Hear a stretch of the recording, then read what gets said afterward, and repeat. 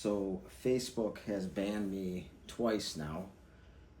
They've made it almost impossible for me to get back in. I just posted something that I don't think is that bad, but apparently the bigwigs at Facebook, including Zuckerberg, want to silence people and shut them down. So this came within 5 minutes after posting this. So I'm going to read it to you. You guys tell me if you think this is that bad. All right, so I had just read an article in the Atlantic basically saying Trump is bored with the war. So I'm just going to read you what I wrote after that. Trump is bored with the war he started and basically has given Iran the upper hand. It is entirely possible our own intelligence is right and Trump is wrong. Because our own CIA just reported Iran can sustain this for 3 to 4 months. Trump says he'll fold in weeks, or they'll fold in weeks. One of those people have to be lying. When the fighting broke out in the Gulf and Iran hit U.S. military targets in the UAE and elsewhere, those countries closed their airspace. If that isn't a message to the madman that he needs to stop and quite possibly acquiesce, he should think hard about what comes next. It is entirely possible at this point they will allow Iran to recoup their losses, which will come out of our pocket, and America will get a promise of great investment. And this is the absolute best option. Or option 2, the ceasefire breaks in a way that kills more than just a few people so they can actually say it's broken, which has been broken a bunch of times. Iran will continue, and Iran's going to continue what it's already doing. Bombing oil producers and pipelines, those are repaired in years, not months. Forget disruption and raw economic consequences. When no oil is produced, it doesn't follow that any is going to flow. The massive supply chain disruptions that are natural consequence of this elective war are just one of the cracks in our economic foundation that threaten to collapse American society as we know it. Iran is the match, but the kindling was already there. We're looking at this combined with no AI regulation at catastrophic consequences that will accelerate what Ray Dalio calls late-stage capitalism. Check him out on macroeconomics. It's how he made his billions. He's simply spotting trends. His mechanical way of thinking avoids all politics. He greatly influenced my economic views on how to reverse these effects. And this is far from what we need. His words, large wealth gaps with large values gaps, at the same time as there's a lot of debt and there's an economic downturn, produces conflict and vulnerability. Duh.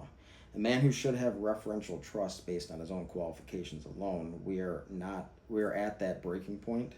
There are real constraints. You cannot emotionally vote your way around math forever. This is combined with AI's rising insurgence. Full disclosure, I use AI all the time, but it should be slowed down if need be, and data centers should not be built in rural areas, alienating the same people who voted for Trump. And then there's the Pope. An astonishing number of American Catholics side with Trump over Leo when asked directly who's right about the war. Marco Rubio was dispatched to smooth things over, showing up at the Vatican with a crystal football for a White Sox fan. Leo's response, wow, okay. Maybe Rubio should apply his own advice here because just days earlier he stood at the White House podium and told Iran they should check themselves before they wreck themselves. I guess he thinks it's 90s rap. Now we are watching the Voting Rights Act get dismantled. For those who don't know the history, the VRA was passed in 1965 because Black Americans in the South were being systematically blocked from voting through poll taxes, a literacy test designed to fail, and outright violence at polling places. Bloody Sunday in Selma happened because people who were beaten on a bridge for trying to exercise a constitutional right. The law was written specifically to stop that. The Supreme Court began gutting it in 2013 by eliminating the requirement that states and histories of discrimination get federal approval before changing voting laws. What followed was a wave of voter ID laws, policy place closures, and registration purges concentrated in minority communities. That is not a coincidence. Those justices need to reread why it was written. I maybe foolishly believe we can still reorient this. We are bombarded by distraction and corruption. Did you know our top negotiators talk with the same parties they are signing massive contracts with? That $50,000 a month Hunter Biden was chasing, that's one nice car, one decent house, a pretty good house in a good neighborhood. He just wanted to lay on the beach and cash checks. These guys pulled in over $800 million in crypto sales alone, and that's just what Reuters documented from the first half of last year. That buys 2,600 medium homes in this country, the same homes that are out of reach for people who voted for him. And the Middle East is buying our media. Saudi Arabia and Qatar are backing a $111 billion takeover of Paramount and Warner Bros. Combined. Wonder what that'll do for our democracy. So to those who were reading this, no longer anymore because they shut me down, what we can expect over the next few months, it all depends. Iran can last months like this, so gas will be expensive throughout the summer, no matter what, as the supply chain is already greatly affected. The best case will be capitulation, which is Trump's best option, but not his strong suit. No matter what, we have to demand the clowns out of office sooner rather than later.